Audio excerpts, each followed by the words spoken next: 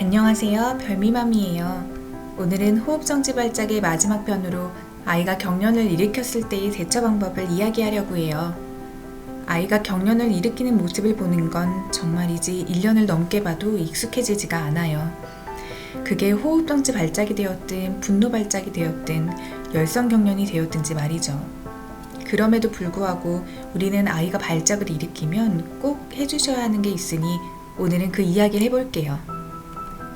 가장 좋은 건 호흡정지 발작이 생길 환경을 만들지 않는 거예요. 최대한 울리지 않는 거죠. 그렇다고 아이에게 단호하게 안 된다라고 이야기해야 할 부분에서도 무조건 수용해 주시라는 말씀은 아니에요. 적어도 외부와의 갈등 상황으로부터 아이를 보호하자는 거예요. 아이가 자라면서 울음은 피할 수 없는 현실이죠. 주 양육자가 아무리 아이를 보호해도 모든 것으로부터 지켜줄 순 없어요. 그건 당연한 거예요. 그래서 아이가 힘든 상황에서 울다 발작을 일으켰다 해서 내가 보호해주지 못했다고 자책하거나 죄책감을 느끼지 않으셨으면 좋겠어요. 모두 아이와 내가 성장하는 과정이랍니다. 그럼 호흡정지 발작을 일으키는 아이, 어떻게 도움을 주면 좋을까요? 첫 번째, 아이가 울다가 넘어가는 순간이 오면 아이를 비스듬히 안고 뉘어주세요. 아이를 안는 이유는 발작으로 인해 주변의 사물과 부딪히거나 다른 위험으로부터 보호하기 위해서예요. 비스듬히 안는 이유는 아이의 뇌로 가는 혈류량을 증가시켜 조금이라도 빨리 발작이 끝날 수 있도록 도울 수 있어요. 아마도 저희 아이가 첫 발작 때 빠르게 의식을 찾을 수 있었던 건 아이를 거꾸로 들어서였던 것 같아요.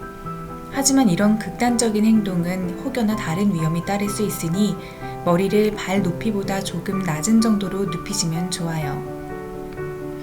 두 번째, 아이가 숨을 못 쉰다고 해서 인공호흡이나 흉부 압박은 하지 말아주세요. 아이를 깨우기 위해 일부러 아이를 때리거나 흔들지도 마세요. 아이의 호흡은 일정 시간이 지나면 자연스럽게 돌아오니 그 시간을 온전히 기다려주세요. 세 번째, 혹시 아이가 무언가를 먹고 있었다면 음식이 기도를 막지 않을 수 있도록 입안에 있는 걸 꺼내주세요. 발작하는 동안 기도로 음식물이 넘어간다면 더 위험한 상황이 될 수도 있어요. 네 번째, 아이가 발작을 일으키는 즉시 휴대폰 타이머로 시간을 재세요. 호흡이 정지되는 시간이 30분이 넘어가면 뇌 손상이 오면서 장애가 생길 수 있어요. 그래서 응급실이 있는 가까운 병원까지의 거리를 미리 계산해 두고 타이머로 시간을 체크하면 도움이 돼요. 저희의 경우 당시 차로 15분 거리에 큰 대학병원이 있어 119가 오는 시간을 고려해 발작 후 3분을 콜링타임으로 정했었어요. 실제로 발작이 3분이 넘어서 119를 불렀다가 대원들이 오시는 도중에 아이가 정상호흡을 되찾아 대원들이 중간에 돌려보내드린 적도 있어요. 다섯 번째, 아이가 발작을 일으키는 영상을 찍어 놓으면 진료 시 매우 도움이 되지만 타이머조차 켜기 어려운 당혹스러운 상황이라 발작 전 상황은 어땠는지, 눈이 어느 방향으로 돌아가는지, 거품은 물었는지 등 증상이 자세한 양상을 기억해 두셨다가 병원 진료 시 말씀해 주시면 아이에 대해 진단을 받기 수월하실 거예요. 여섯 번째, 아이가 의식을 회복한 뒤 졸려하면 아이의 루틴에 따라 충분히 쉴 수 있도록 해주세요. 아이의 컨디션이 괜찮다면 일상을 이어가도 좋습니다. 마지막으로 일곱 번째, 혹여나 아이가 호흡정지 발작 전에 떼를 쓰는 등 강하게 자신의 의견을 표현하다가 심하게 울었다면 의식이 돌아온 이후에 요구를 바로 들어주지 마세요. 아이는 자신도 모르게 그런 상황을 이용해 앞으로 더 심하게 울 수도 있다고 해요. 그래서 아이가 발작을 일으켰다 깨어난 뒤 주변에 있는 사람들의 반응이 굉장히 중요한데요. 아이는 울었을 뿐 자신에게 어떤 일이 일어났는지 모르기에 깨어났을 때 어떠한 큰 반응이 있으면 오히려 의아하게 느낄 수 있어요. 그래서 우리가 할 수 있는 건 아무 일도 없었다는 듯이 침착하게 반응하고 행동하는 거예요. 물론 처음엔 침착할 수 없어요. 그럼요. 저도 아이를 거꾸로 들고 등을 때리기까지 했는걸요. 하지만 이것도 2번, 3번 겪으면서 아이와 주 양육자와의 루틴이 만들어질 거예요. 저희 아이의 경우 2살 때 자주 만나던 친구는 자기 감정을 다소 공격적으로 표현하는 아이였어요. 그래서 저희 아이가 언제 또 물리거나 맞아서 울다 기절할지 몰랐기에 부득이하게 친구네와 거리를 두고 잘 만나지 않게 되었어요. 당시 제가 할 수 있는 아이를 보호하는 방법이었죠. 미성숙한 아이들이 만나면 당연히 서로 트러블이 있을 수도 있고 울 수도 있는 거지.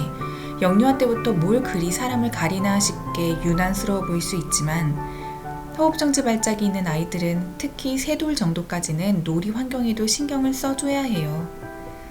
그런데 이럴 경우 아이가 사회성이 없이 자랄까봐 또 걱정되기도 하죠. 하지만 안심하세요. 아이가 3살 정도까지는 부모와의 애착관계가 더욱 중요한 시기로 또래 친구들과는 한 공간에 있어도 따로 노는 것이 아주 정상적인 발달 과정이에요. 솔직히 어린아이를 키우면서 말도 안 통해서 답답한데 다른 사람들과 만나서 수다도 떨고 싶잖아요. 저도 그랬어요.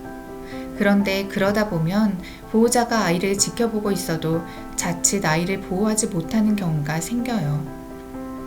그렇기에 최대한 불필요한 갈등의 상황을 피할 수 있도록 또래 아이들을 만나기보다 주 양육자와 둘만의 시간을 가지는 것도 좋아요. 처음엔 아이 때문에 내가 얼마나 많은 걸 희생했는데 이제는 사람들도 못 만나는 건가 싶어서 속상하고 억울했다가 저와 둘이서만 놀며 아이가 엄마의 관심을 온전히 받으니 아이가 많이 행복해하는 모습을 봤어요. 그 뒤로 저는 아이의 이 힘든 시간을 내가 아이에게 집중할 수 있도록 하늘이 주신 선물이라고 생각하기로 했어요. 그렇게 아이 30개월쯤 사회 복귀를 위해 어린이집을 보내기 전까지 함께 시간을 보내며 정말 많은 추억을 남겼어요. 그리고 어린이집에 등원하게 된 날, 언제 그랬냐는 듯이 울지 않고 어린이집에 금방 적응하는 모습을 보며 감사했어요. 주 양육자와 잘 붙어있던 아이들이 잘 떨어지기도 한답니다. 우리에게 가장 소중한 아이와의 시간은 절대 돌아오지 않아요. 만약 아이에게 이러한 특수한 상황이 있지 않았다면 전 그 시간들의 소중함을 모르고 나의 육아가 힘들다는 것에만 집중하며 시간을 그냥 흘려보냈을 거예요. 우리의 아이는 하늘이 우리 가정에 보내주신 특별한 선물이 맞아요. 이 일들로 인해 우리의 상처는 별이 되고 그 별들이 다른 어두운 곳을 밝혀줄 거예요. 오늘도 육아 수고 많으셨어요.